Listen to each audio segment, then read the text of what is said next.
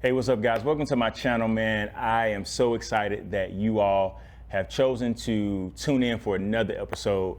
And this is an episode of Exposed. So you already know what's going to happen. You already know we're about to get into some real talk and some real conversation. But before we do that, I've been getting all types of messages when I wear certain things, or people ask me where you get that from and where that hat come from, where that shirt come from.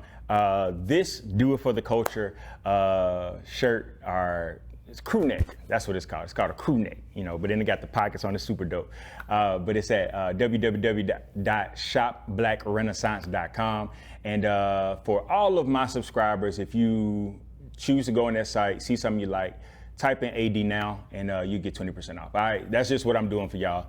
I talk to the owners and they love the content. They love what we're putting out. And so, yeah, man. Yeah, if you like it, go do it for the culture. But today on this episode of Exposed, I want to deal with this idea, this concept, this thought of worth.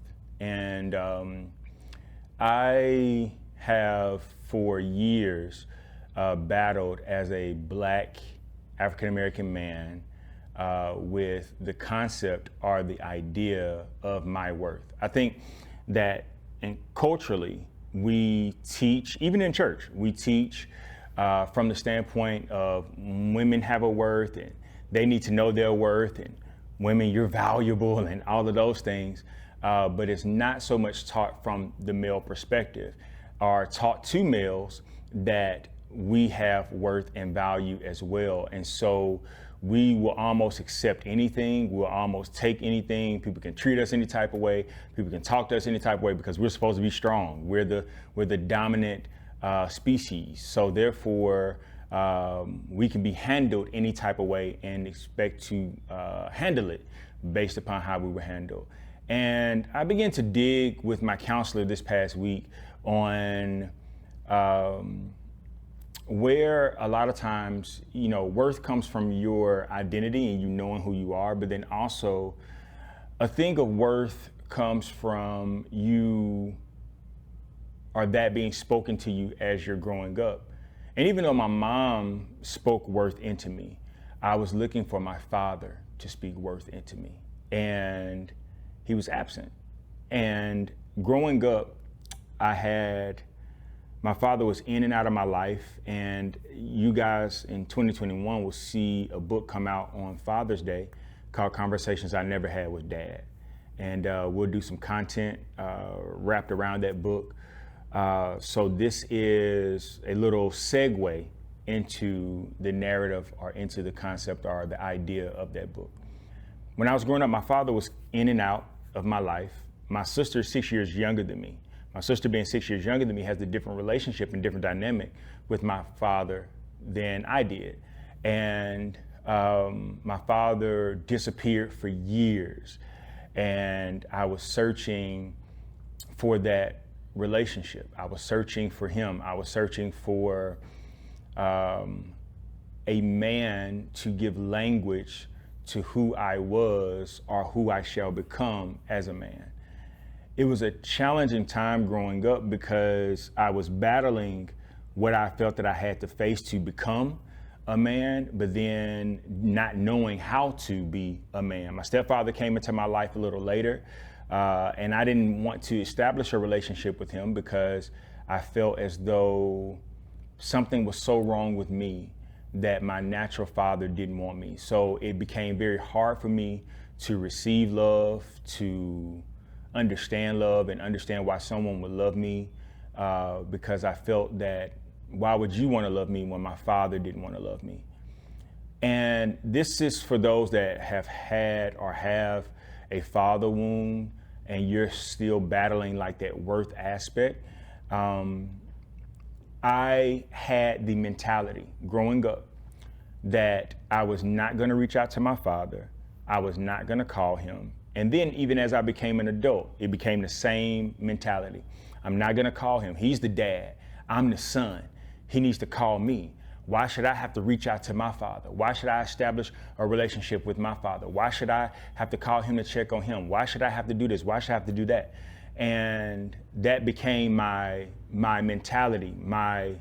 My anger began to set in not understanding that I needed that relationship in some type of capacity, or to allow a certain type of relationship like that to come into my life to matriculate me as a man. But in an effort to stay mad, and I think a lot of us make a decision that once something happens, we choose to stay mad. Like we choose, like being angry is a decision. Not forgiving is a decision. Not letting a situation, not letting the situation grow you and see how you need to learn from that, that's a decision. And a lot of us rest our hearts and our minds on being so frustrated and being hurt that we can't see the lesson that is looming in the balance. And I just came to that place. I was in college. I was like, I don't have to call him. I remember my grandmother called me, and my grandmother was like, have you talked to your dad? I was like, talk to him for what? She was like, well, maybe you should call him, and maybe you should check on him, and maybe see how he's doing. I was like, for what? I have nothing to say to him. Why should I have to call him? He's the dad. He should be calling me. He should be checking on me. He should be wondering if I'm okay. He doesn't care, so therefore I'm not gonna care. And really, that's a defense mechanism. I did care. I did love him. I did want to establish a relationship with him. There were certain things that I needed that in a father-son relationship that I was not getting. And I remember I was in my dorm room, and I was sitting in my dorm room, and I had this thought that maybe there's a desire for me to reach out to him because he doesn't know where to start with me. And I remember having this crossroads in my dorm room, and then I shut it down. I shut the concept or the idea down because I immediately said, oh, that's bogus. I'm not gonna do that. Years later, I am living in Atlanta, Georgia, doing my master's program, and I had the same thought. Me and my father probably saw or talked to each other probably once or twice a year. And I had the same thought, like maybe it's burning in me to call him, but I didn't. And then a few months later, I remember going home to Chattanooga, and I said I was gonna go to my grandmother's house, and I said I wanted to ask my grandmother about my father. I said there were some things that I wanted to know, some things that I had questions about. I wanted to kind of understand, and this is only for mature people that are watching this, because it's very easy for you to get mad at somebody for not doing something, or not being what you want them to be, or not living up to the expectation that you've set in your mind that you refuse to communicate. Because who's to say my father knew how to be the father that I want him to be? A lot of times we have this idea in our head of this the type of father that I want, this type of mother that I want, this type of brother that I want. I want them to be like this. I want them to be like this. And we think that automatically they know how to be that because they're in that position. Let me just help you understand something. That just because someone's in a position doesn't mean they know how to operate in the position. Sometimes they're put in the position prematurely, or they're put in a position early, and they have to be trained on how to operate in that position. How many of you all have taken a job, you didn't know how to do that job, but you got on the job training, you got paid to learn? And a lot of us, man, we want grace in the area, but refuse to give it in another. And I was like, you know what, let me try to learn him. Let me try to, and I didn't feel like it was necessary for me to try to learn him through him and through talking to him. So I went and I sat with my grandmother, and I asked my grandmother, I was like, tell me about my dad. And she was like, what? And I was like, tell me about my dad. Because you're always telling me to check on him, and I'm just trying to figure out he should know how to be a father. And when I said he should know how to be a father, immediately it was like God punched me in the chest and said, well, do you know how to be a son? Because a lot of times we automatically think that we're doing our job right, and we deflect our challenge to grow on somebody else's mandate for them to grow. Because what we're doing is we're expecting them to learn how to love us, but we're not trying to learn how to love them. And I sat with my grandmother, and she began to tell me. She said, your dad, grew up very angry. He was amazing in sports.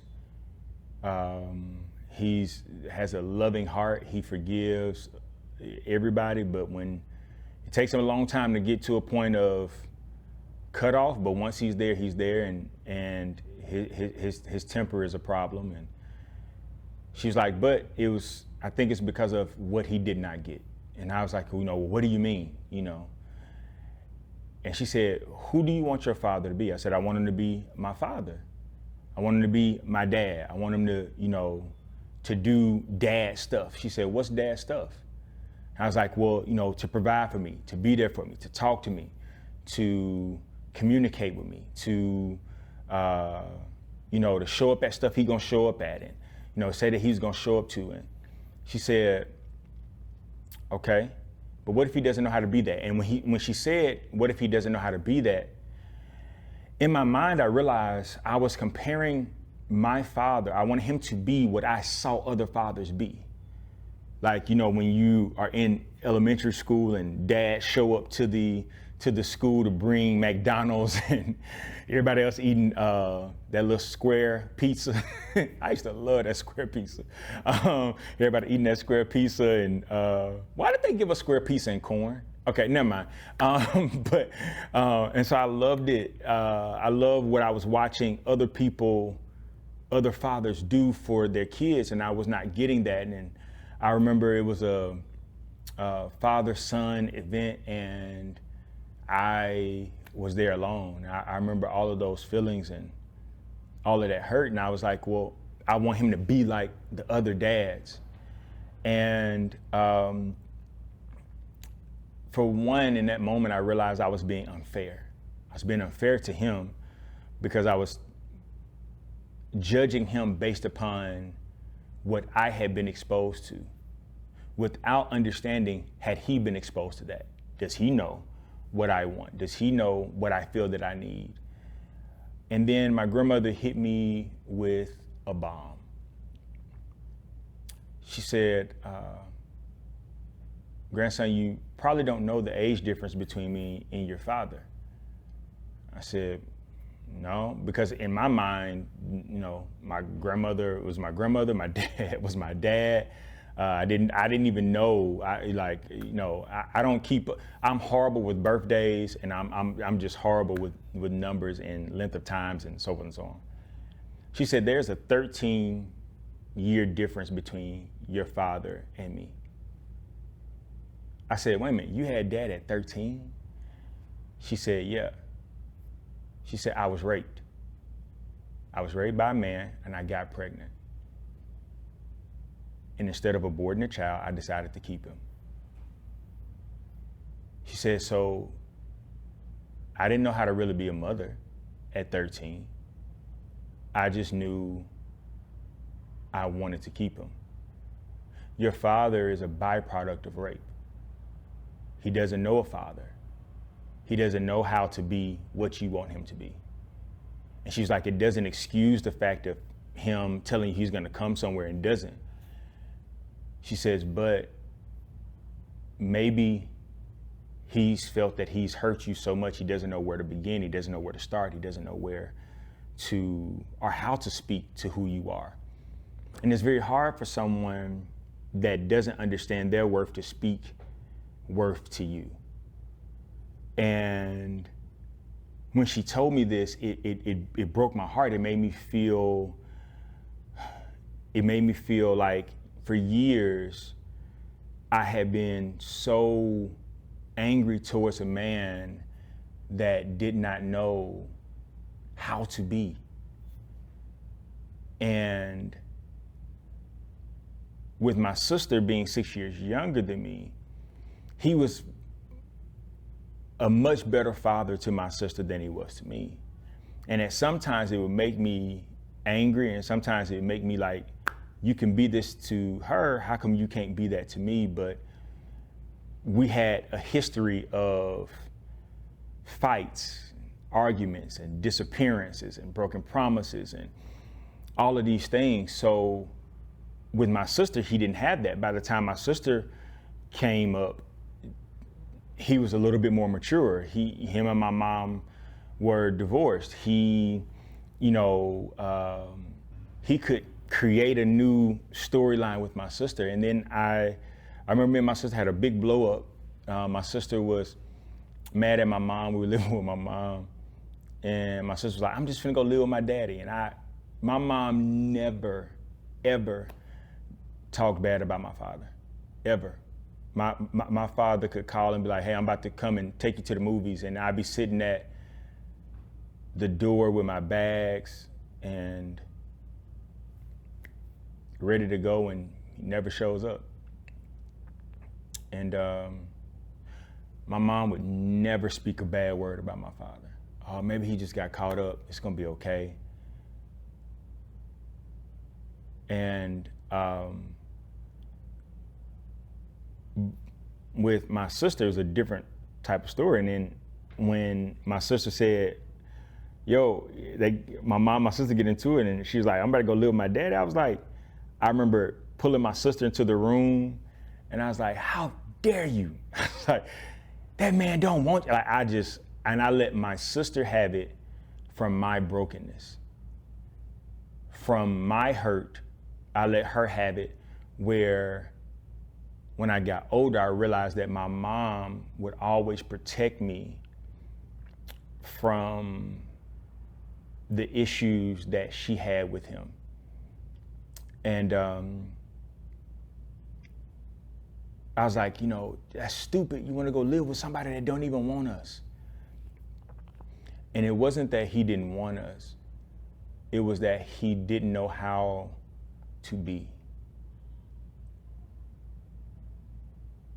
As I got older, I started realizing that maybe I had the epiphany, or maybe I had the conversation with my grandmother, or maybe I was exposed to this level of information to always grant grace to my father.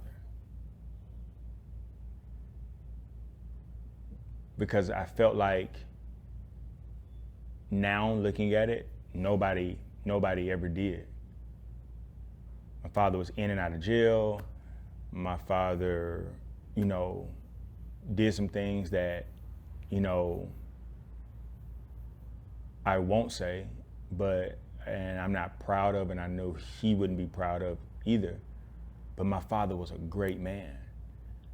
And once I got past the concept of him being who I wanted him to be, based upon the unfair bias that I was trying to judge him with, or make him become, or make him step into, that he didn't even know about, I began to look at him from a different lens. We began to kind of patch up some form of relationship, but I watched regret eat away at my father, but I still was looking to him to validate me for worth. I think affirmation is an amazing thing. All of us want it. All of us want some level of affirmation. All of us want to know that, somebody loves us, somebody cares, that we're doing a great job, that somebody supports us. And sometimes we definitely want to hear it. My father was almost like a silent supporter. He would do it in his own way. And because he didn't do it my way, I wasn't mature enough to broaden my perspective to see that just because he doesn't say exactly what I want him to say, or do exactly what I want him to do, doesn't mean that he's not affirming me the way he knows how. And I think we miss affirmation daily because we want affirmation the way we want it. if it's not packaged the way we want it, I ain't trying to, they don't affirm me. They don't love me. They don't care. No, we want care the way we want it. And we reject it if it comes in any other form. I don't understand how we can say, I want something so bad, or I'm thirsty, and it comes in a cup rather than in a bottle, and it could be the same content, it could be the same water, it could be the same purified water, but they just put it in the cup. And what happens is, if it doesn't come the way we want it, we don't receive it.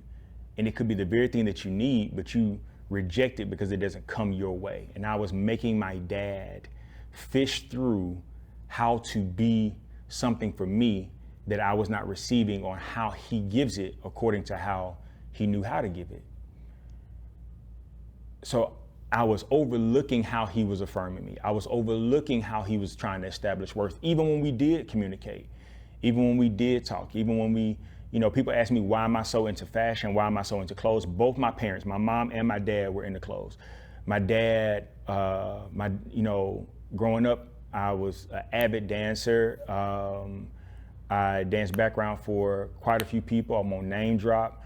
I was a drum major. I got all of that stuff from my father. My father's athletic. I played basketball. I played a little football. I boxed. All that stuff because of my father. I embodied my father. My mannerisms are like my father. My guardedness is like my father. And one thing that I realized, and I have said this till I'm blue in the face, whatever you don't forgive, you have the capability to become. And in those areas where I chose not to forgive him, I found myself leaning towards this level of anger. And because I was looking for him to send me worth the way I wanted him to send me worth. And I just got to a place in my maturity where I said, you know what, I'm going to establish a relationship no matter what. I'm going to call him. And I would set reminders in my phones. And this is like, if you are dealing with this and your father is alive and your father, you all don't talk, let the relationship not be everything it needs to be because of them, not because of you. I literally start setting reminders in my phone twice a week, Tuesday and Friday. I would call my father, but I have to call him on Friday before a certain time because it was turn up. All right. So I was like, you know what? Like, I got to hit him. I got to hit him before we start grilling. And my father was a griller. Like he was always on the grill. And I decided I was going to establish, and I was going to do that. And 4 months into the initial reach of establishing that relationship. And part of the reason why I decided to be very intentional about that relationship, for one, I knew years ago I was supposed to be. I overlooked it because my hurt spoke louder than my healing. And I allowed my hurt to tell my healing, no, don't do that. Don't reach out. Don't be, that's not what we're doing. And when I made a conscious decision, it was because I looked at my daughter one day, and we were in the house, and we have weird moments. Like, I look at her and I just stare at her, and I'm like, I'm literally asking myself, like, how in the world did I get a daughter? Like, I don't know where you came from. And I was looking at her, and I realized it was certain things that I was doing that reminded me of my father that I didn't like as a child. And I said, in order to heal that in me, I have to establish a relationship with him. So I took my phone, set a reminder. This reminder is still These reminders are still in my phone. They go off twice a week. And there's nobody to call.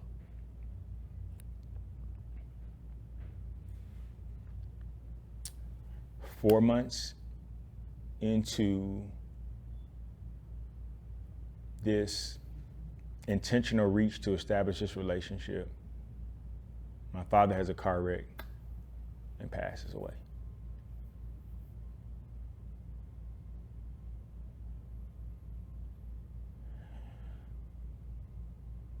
I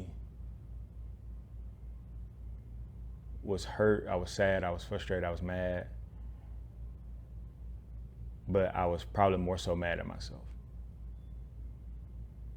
Because I knew years ago I should have cherished that relationship, even if the relationship didn't look like what I wanted it to look like. I should have put more time into being a son rather than expecting him to be a father, like the way I want him to be a father.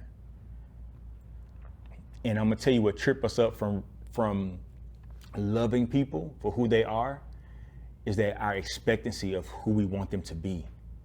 And here is what I'm telling you. This is what I had to realize. Even your expectancy is wrong. Like, we expect people to be a certain type of way. And the thing is, are you trying to love them or are you trying to change them? Like, love people for who they are. Their change, if it's something detrimental or whatever the case is, like, I had to realize, like, I'm not God. I can't change anybody. I'm not. And I gotta literally sit with that. And years later, I'm